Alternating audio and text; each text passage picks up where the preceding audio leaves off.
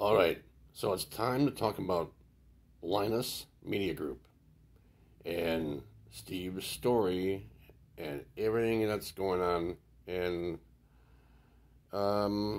let me tell you, let me just come out and flat out and say this. Linus and LTT. I'm going to unsubscribe. I haven't done it yet because I've just been working and sleeping and trying to get some rest and stuff. But it's time to unsubscribe from Linus, Float Plane, and the whole thing, because that company is a sinking ship. It has extended itself, and I think it's time for people that could strike out on their own to do so. And they know it, whether they will or not. Most likely they will not, is to be determined. But it's what really did it for me, and it's been going on for some time, is Steve Burke at Gamers Nexus really has the receipts. So if you haven't seen his video, do so. But he talks about, he goes to a really good independent media critical analysis of all the things and everything that Linus and LTT has been getting bad, doing pretty badly lately. Graphical errors, benchmark errors, bad takes. But then they done something really stupid by auctioning off a prototype water block, I believe, from Billet Labs. And they wanted it back. And they ended up losing it because Linus sold it. He says, we didn't sell it, we put it up for auction for charity. That's still selling it. You know, you put something on eBay, you're selling the bastard. You don't split hairs like that. And then there was a horrendous take that they had on the WAN show, whatever, where they talked about the Gigabyte BIOS rootkit. And now this Gigabyte BIOS rootkit is the same rootkit that's in MSI BIOS. Same goddamn same bug, same rootkit. It's the option is enabled by default in the latest BIOS updates for the B550 motherboards and for, Ryzen 7000 series. You enable it, and this thing writes an executable to your hard drive, which is then later executed when Windows loads by the SMSS.exe process that grabs BIOS updates and driver updates and does it all within Windows, and it's very unstable. And I've said it on Reddit, and I've come out clean with it. This rootkit is specifically designed to brick motherboards. It's the only reason why it exists. Okay? I'm going to call a spade a spade. This damn thing is not designed to be helpful. It's not designed to be for your convenience. It doesn't have that kind of connotation to it. No, they want to brick motherboards because guess what? Pandemic is over. Nobody's buying shit anymore. Everybody bought what they were going to buy. And they want to drive up sales, and best way to do it, brick motherboards and turn around and sell a replacement. Deny the warranty first. Give you this, help you brick your motherboard, deny the warranty, turn around and sell you a replacement. That's the Singaporean gotcha mentality that's going on with MSI and Gigabyte and some of these tech companies. Asus too. They had that little fiasco where if you flash this BIOS on your AM5 motherboard, you're voiding your warranty. Horrendous freaking take. Horrendous. And what did Linus Media Group say about the Gigabyte BIOS hubbub? Oh, these people are still human. I'm like, Gigabyte is taking the fall for this because the same damn rootkit is in the MSI BIOS now. And it's enabled by default. And I still haven't got an answer to my burning question. How in the hell is this thing working on a BitLocker encrypted hard drive? Because you gotta, when your hard drive is encrypted with BitLocker, you gotta type in the key manually every time you start up your machine. So is this rootkit designed to write to an encrypted device no matter what, even before you put your key in? Or does it sit there and wait for you to stick your key in And once you unlock the drive, it somehow writes this executable to your drive without no knowledge, without your consent, without your knowledge whatsoever. How did they do that? And why did Microsoft let it fly? Why did AMI? Because all these motherboards are run on the AMI Aptio platform.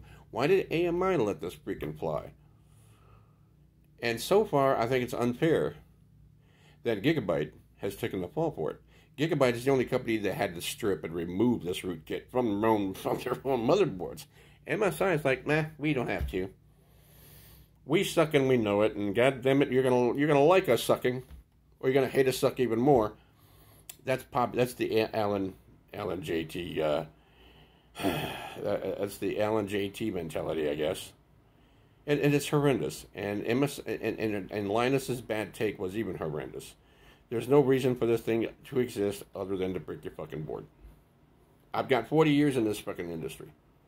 And it's brainless.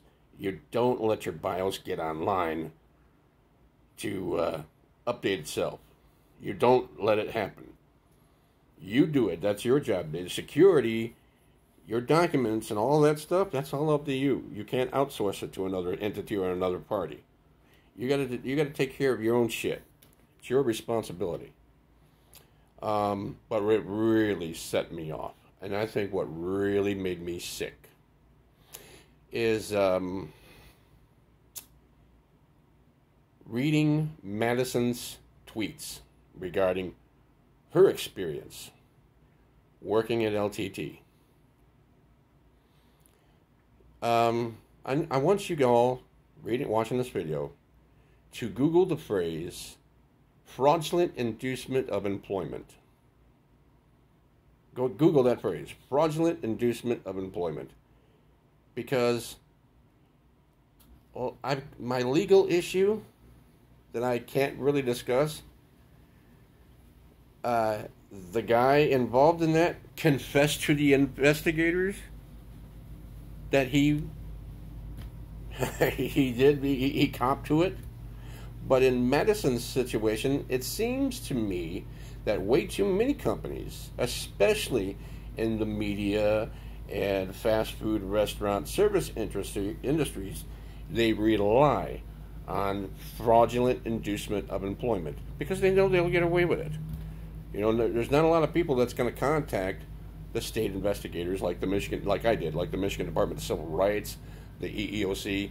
A lot of people ain't going to do that because they think, hey, a minimum wage job, it's a starter job. That's the mentality, the libertarian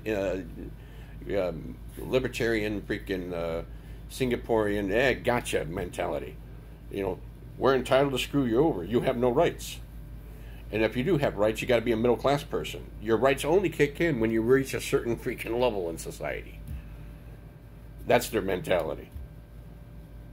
And what Madison went through, it's just, yeah, fraudulent inducement of employment is pretty much it's part of the mindset at LTT when you read through Madison's tweets, and it's despicable.